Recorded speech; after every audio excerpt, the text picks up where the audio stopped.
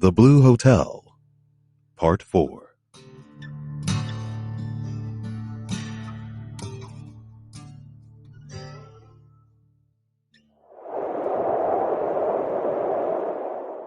The Swede's face, fresh from Johnny's blows, felt more pleasure than pain in the wind and the whipping snow.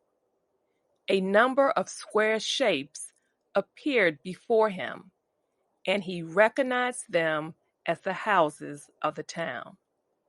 He traveled along a street until he found a saloon. He pushed open the door and entered. At the end of the room, 4 men sat drinking at a table. The Swede dropped his bag upon the floor and, smiling at the saloon keeper, said, "Give me some whiskey, will you?" The man placed a bottle, a whiskey glass, and a glass of ice-filled water upon a table. The Swede poured himself an extra large amount of whiskey and drank it down. "Bad night," remarked the saloon keeper without interest. He was acting as though he were not noticing the man, but it could have been seen that he was secretly studying the remains of blood on the Swede's face. "Bad night," He said again, "Oh, it's good enough for me," replied the Swede as he poured himself some more whiskey. "No, Continued the Swede. this isn't too bad weather. It's good enough for me." The large drinks of whiskey made the Swede's eyes watery, and he breathed a little heavier. "Well, I guess I'll take another drink," said the Swede after a while. "Would you like something?" "No thanks, I'm not drinking." "How did you hurt your face?" The Swede immediately began to talk loudly. "Oh, in a fight. I beat the soul out of a man at Scully's hotel." This caught the interest of the 4 men at the table. Who was it? Asked one. "Johnny Scully, son of the man who owns the hotel. He will be nearly dead for some weeks, I can tell you. I beat him well, I did. He couldn't get up. They had to carry him into the house. Have a drink." Instantly, the men in a quiet way surrounded themselves in privacy. No, thanks. Said one. It was a strange group. 2 were well-known local businessmen. One was a lawyer, and one was a gambler. But a close look at the group would not have enabled an observer to pick the gambler from the other men. He was, in fact, so delicate in manner and so careful with whom he gambled that the men of the town completely trusted and admired him. His business was regarded with fear and lack of respect. That is why, without doubt, his quiet dignity shone brightly above the quiet dignity of men who might be merely hat makers or builders or salesmen. Beyond an occasional unwise traveler who came by rail, this gambler supposedly cheated only careless farmers who, when rich with good crops, drove into town full of foolish pride. Hearing at times of such a farmer, the important men of Romper usually laughed at his losses. And if they thought of the gambler at all, it was with a kind of pride of knowing he would never dare to attack their wisdom and courage.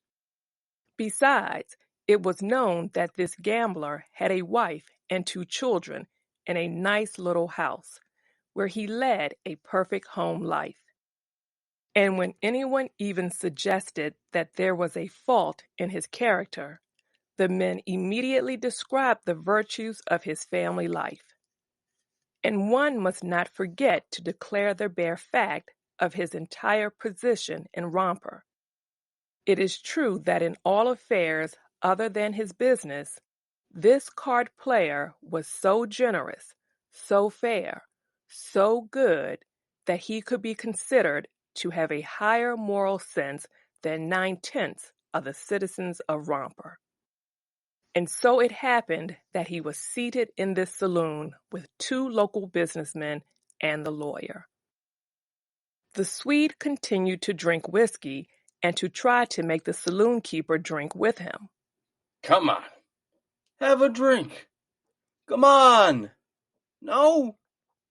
Well, have a little one then. By God, I've beaten a man tonight. And I beat him good, too. Gentlemen, The Swede cried to the men at the table, have a drink? Shh, quiet. said the saloon keeper. The group at the table, although really interested, had been trying to appear busy and talk.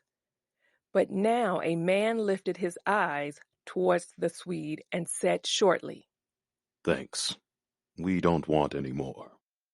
At this reply, the Swede straightened. Well, He shouted, it seems I can't get anybody to drink with me. I want someone to drink with me now. Now! Do you understand? He struck the table with his hand.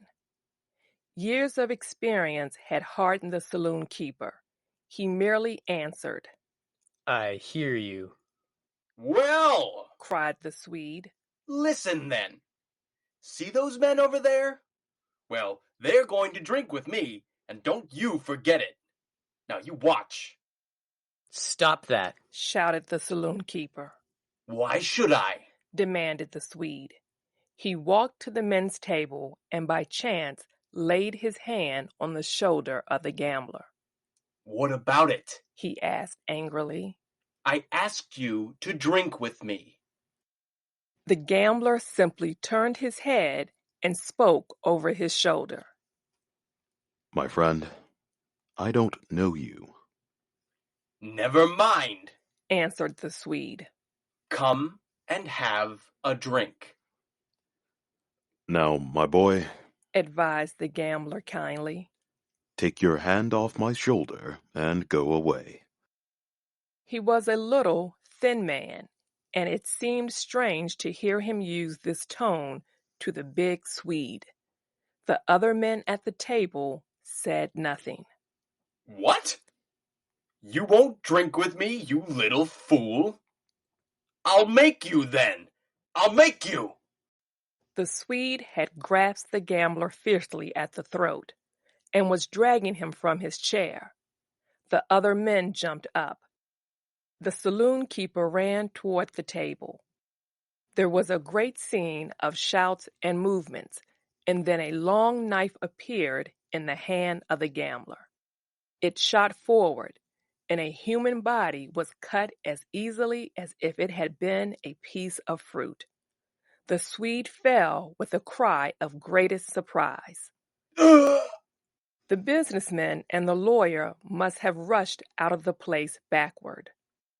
The saloon keeper found himself hanging weakly to the arm of a chair and gazing into the eyes of a murderer. Henry, Said the latter. you tell them where to find me. I'll be home waiting. Then he left. A moment afterward, the saloon keeper was in the street, racing through the storm for help and, more important, companionship.